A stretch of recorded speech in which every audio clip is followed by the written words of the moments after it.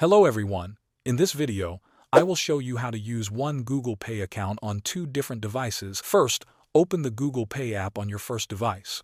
Log in using your Google account if you are not already signed in. Once you are on the home screen, tap on your profile picture at the top right corner. From there, go to the Payment Methods section. Here, you need to add your card or bank account details.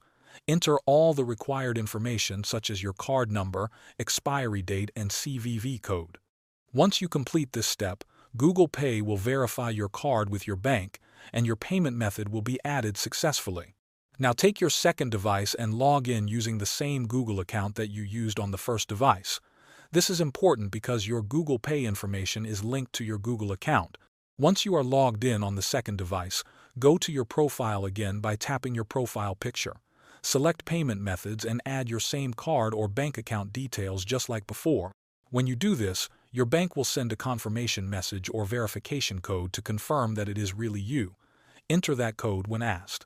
This is a security step to protect your account from unauthorized access. After verification, your Google Pay account will be ready to use on the second device. You can add up to 9 different devices using the same method. Thanks for watching.